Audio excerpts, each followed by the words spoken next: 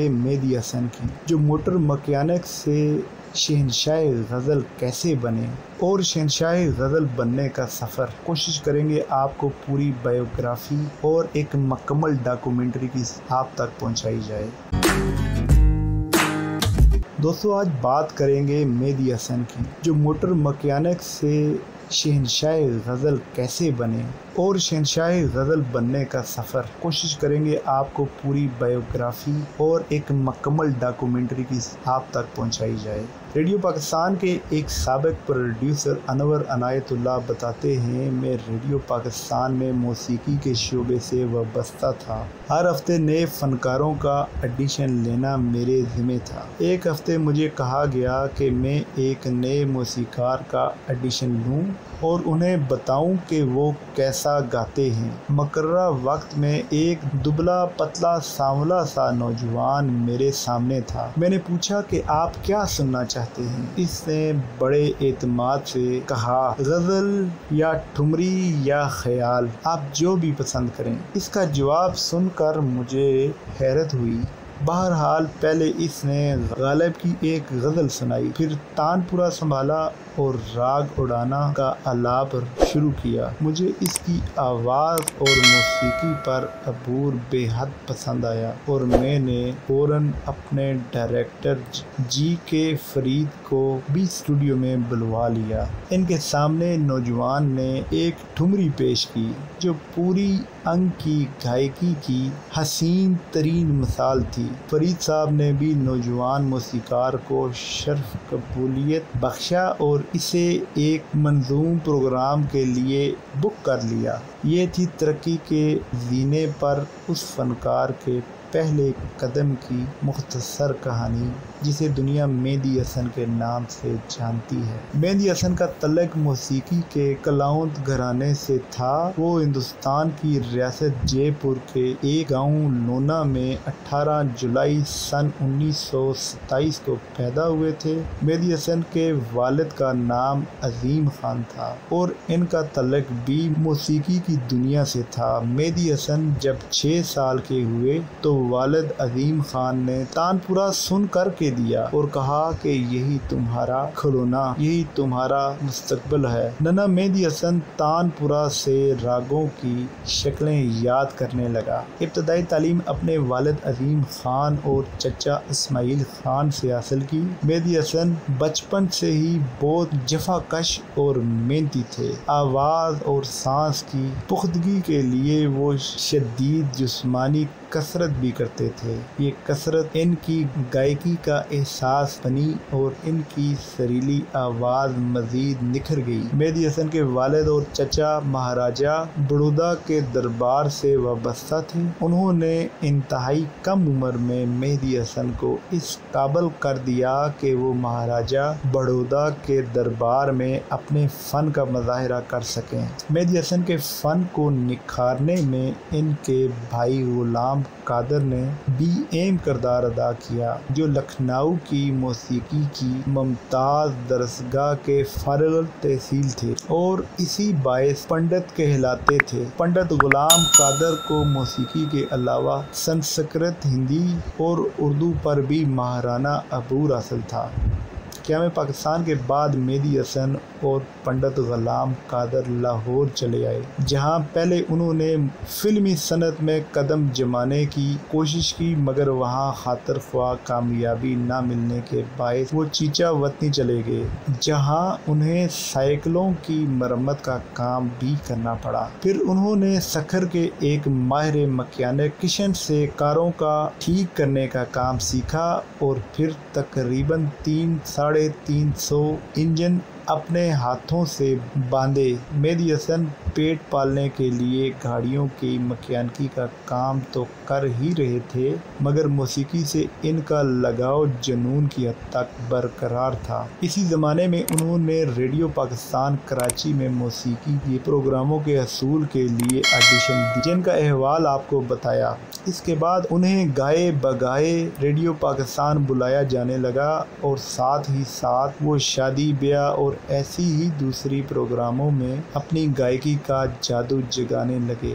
ان پروگراموں میں وہ زیادہ تر طلعت محمود کے گانے سناتے تھے۔ ایسی ہی شادی کی ایک تقریب تھی جہاں مہدی حسن کی ملاقات ہدایت کار رفیق انور سے ہوئی۔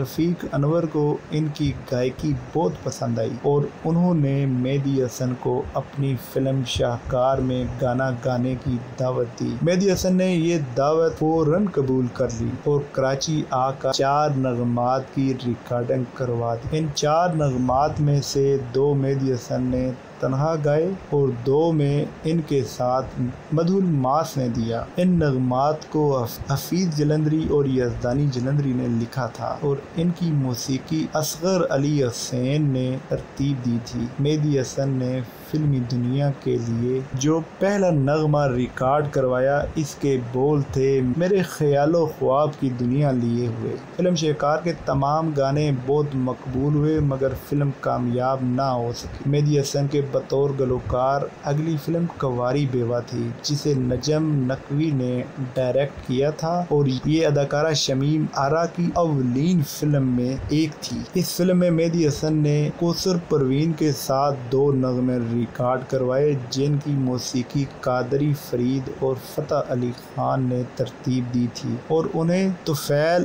ہوشیار پوری نے تحریر کیا تھا۔ یہ وہ زمانہ تھا جب فلم موسیقی پر سلیم رضا اور منیر حسین کا راج تھا اور احمد رشید آہستہ آہستہ اپنی جگہ بنا رہے تھے۔ ایسے میں سن 1962 میں فلم سسرال میں موسیقار حسن لطیف نے منیر نیازی کی غزل جس نے میرے دل کو درد دیا اس شکل کو میں نے بھلایا نہیں گانے کے لیے مہدی حسن کا انتخاب کیا۔ مہدی حسن اس انتخاب پر پورے اترے اور اس نغمے نے پورے پاکستان میں دھوم مچا دی۔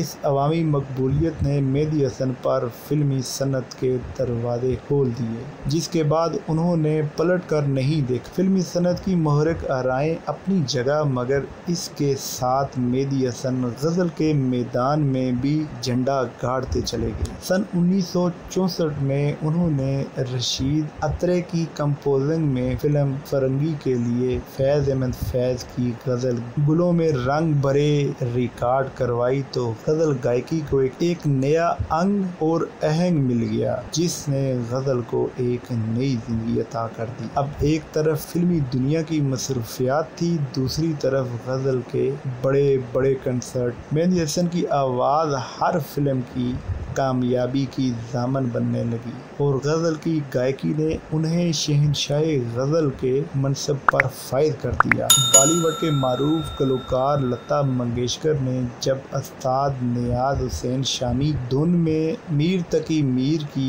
غزل پتا پتا بوٹا بوٹا حال ہمارا جانے ہے سنا تو ان کے منہ سے بے ساختہ نکلا کہ مہدی حسن کے گلے میں بھگوان بولتا ہے۔ مہدی حسن نے مجموعی طور پر 470 فلموں کے گانے گائے۔ ان کے گائے ہوئے گیتوں کی کل تعداد 667 ہے۔ مہدی حسن خان صاحب ایک فلم شریک حیات میں پردہ سمی پر بھی نظر آئے۔ کئی دہائیوں پر محیط اس سفر میں انہوں نے 25,000 سے زائد فلمیں و غیر فلمی گیت نغموں اور غزلوں میں اپنی آواز کا جادو جگایا۔ مہدی حسن کے سروں کی طاقت کا اندازہ اس واقعے سے لگایا جا سکتا ہے جو انہوں نے پاکستان ٹیلی ویژن پر ضیاء محی الدین میں خود سنایا تھا۔ انہوں نے بتایا کہ وہ ایک مرتبہ علامہ اقبال روڈ لاہور پر واقع خیابان ہوٹل میں اپنے شاگرد پرویز مہدی کو ریاض کروا رہے تھے کہ تقریباً 10 فٹ کے فاصلے پر رکھا ہوا شیشے کا بنا پانی کا جگ اچانک ٹوٹ گیا۔ مہدی حسن نے بتایا کہ پرویز مہدی اور انہوں نے इधर उधर नजर दौड़ाई मगर कुछ समझ नहीं आया। शीशे का बना पानी का जग अचानक टूट गया। मेहदी हसन ने बताया कि परवेज मेहदी और उन्होंने इधर उधर नजर दौड़ाई मगर कुछ समझ नहीं आया। बहुत गौर करने के बाद मालूम हुआ कि दौराने रियाज गाए जाने वाले राग की फ्रीक्वेंसी शीशे के जग की फ्रीक्वेंसी से मिल गई थी, जिसकी वजह से पानी से भरा शीशे का जग आवाज के साथ टूट गया था। ये मेहदी हसन के सच्चे सुरों की ताकत थी। मेहदी हसन को इनकी फनी खिदमात के एतराफ़ के तौर पर तमग़े इम्तियाज़, सदारती एजाज़, बराए हुस्न कारकर्दगी और हलाले इम्तियाज़ से नवाजा गया। उन्होंने अपनी बेहतरीन गायकी पर नौनगार पब्लिक फिल्म एवार्ड और लातादाद दीगर एवार्ड हासिल किए। इंडिया ने उन्हें सहगल एवार्ड और नेपाल की हुकूमत ने उन्हें गोरखा दक्षाना बहू का एवार्ड अता किया। कोयटा में होने वाले एक गज़ल कंसर्ट में मेहदी हसन को स्टेज पर मधु करने से पहले मौलाना कौसर नियाज़ी ने एक शेर पढ़ा। बेसाख्ता पुकार उठा अंजुमन तमाम, फन आप पर है हजरत मेहदी हसन तमाम। और मलका तरन्नुम नूर जहान ने कहा था, मैंने तान सीन का सफ़र नाम सुना था, इनको देखा मेहदी हसन के रूप में है। तवील अदालत के बाद मेहदी हसन का 13 जून 2012 को कराची में इंतकाल हुआ, जहां वो नॉर्थ कराची के मोहम्मद शाह कब्रिस्तान में असूदे खाक। दोस्तों, ये मेहदी हसन की बायोग्राफी थी। मैंने कोशिश की मैं आप तक पहुंचा सकूं ताकि ये याद रह सके कि हमारे मुल्क के भी हीरो हुआ करते थे या अब भी हीरो हैं, लेकिन हमें नजर नहीं आते।